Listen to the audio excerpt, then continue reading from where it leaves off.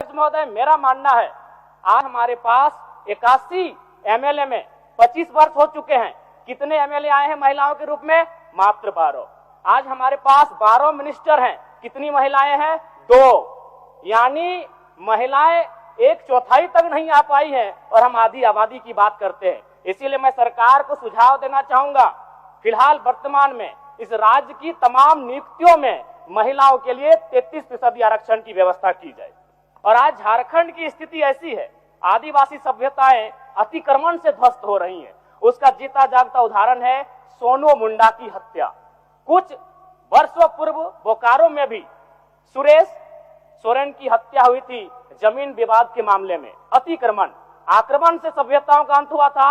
आज आदिवासी समाज अतिक्रमण से विनाश की ओर बढ़ रहा है। अध्यक्ष महोदय, इसलिए मैं आग्रह करता हूं आदिवासियों को, अनुसूचित जनजाति को दान से बेहतर होगा उनकी भाषा, हासा और सरना धर्म कोड का संरक्षण किया जाए।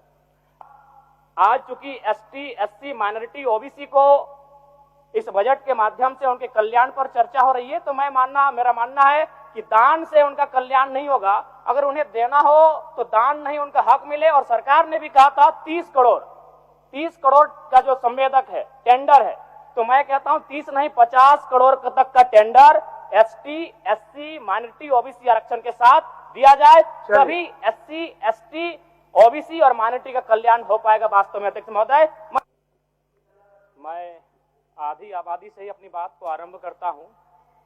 21वीं सदी का समय नारी सशक्तिकरण का समय है, लेकिन हमें याद रखना चाहिए कि जो समाज की जो आधार है वह कहीं ना कहीं पुरुषवादी विचारधारा के माध्यम से इस समाज के आधार को रखा गया है।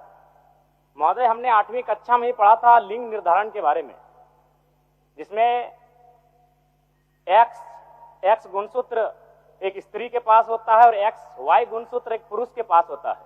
और जब एक पुरुष का X गुणसूत्र स्त्री के X गुणसूत्र से मेल खाता है तो एक बेटी का जन्म होता है। और जब पुरुष का Y गुणसूत्र एक स्त्री के X गुणसूत्र से मेल करता है तो एक बेटा का जन्म होता है।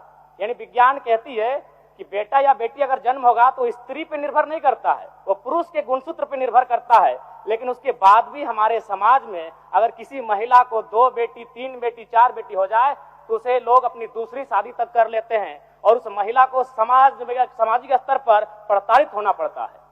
अध्यक्ष महोदय, इस समाज में और एक कहावत प्रचलन है, एक स्त्री अगर अपने पति से पूर्व अगर मृत्यु को प्राप्त हो जाए तो उसे सुहागन कहते हैं, और पति के बाद अगर मृत्यु को प्राप्त हो तो उसे अभागन कहते हैं। महोदय, इसी सदन में 81 सदस्य बैठे हैं, शायद मुझे लगता है मुझे छोड़कर बाकी सभी लोग विवाहित हैं।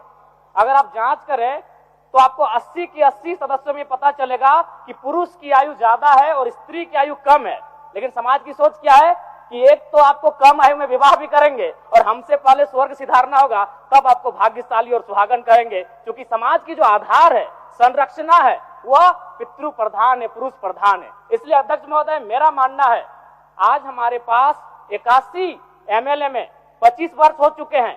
कितने एमएलए आए हैं महिलाओं के रूप में? मात्र 12। आज हमारे पास 12 मिनिस्टर हैं। कितनी महिलाएं हैं? 2। यानी महिलाएं 1/4 तक नहीं आ पाई हैं और हम आधी आबादी की बात करते हैं। इसीलिए मैं सरकार को सुझाव देना चाहूंगा, फिलहाल वर्तमान में इस राज्य की तमाम नियुक्तियों में महिलाओं के लिए 33% आरक्षण की व्यवस्था की जाए। अध्यक्ष महोदय, मैं आगे बढ़ना चाहूंगा।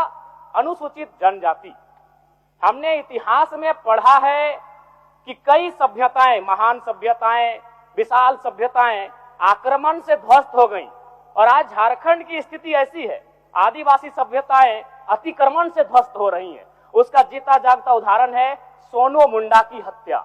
कुछ वर्षों पूर्व बोकारो में भी सुरेश सोरेन की हत्या हुई थी जमीन विवाद के मामले में। अतिक्रमण, आक्रमण से सभ्यताओं का अंत हुआ था।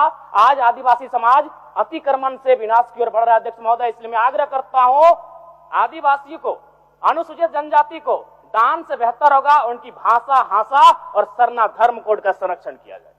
अध्यक्ष महोदय, ओबीसी की जब बात आती है तो राज्य की आधी आबादी की बात आती है। समय समाप्त हुआ। 1 मिनट ओबीसी पे बात कर थोड़ा किया जाए। ओबीसी महोदय, ओबीसी इस राज्य की सबसे बड़ी आबादी है, लेकिन दुर्भाग्य की बात है उस आबादी को 14% आरक्षण इस राज्य में दिया जाता है।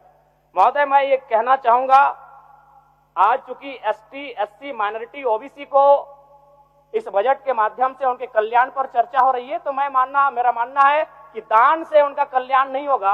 अगर उन्हें देना हो तो दान नहीं, उनका हक मिले। और सरकार ने भी कहा था 30 करोड़ का जो संवेदक है, टेंडर है, तो मैं कहता हूं 30 नहीं 50 करोड़ तक का tender ST, SC, minority, OBC आरक्षण के साथ दिया जाए, तभी एससी, एसटी, ओबीसी और माइनॉरिटी का कल्याण हो पाएगा वास्तव में। अध्यक्ष महोदय, मैं ये सरकार से मांग करता हूं। धन्यवाद अध्यक्ष महोदय।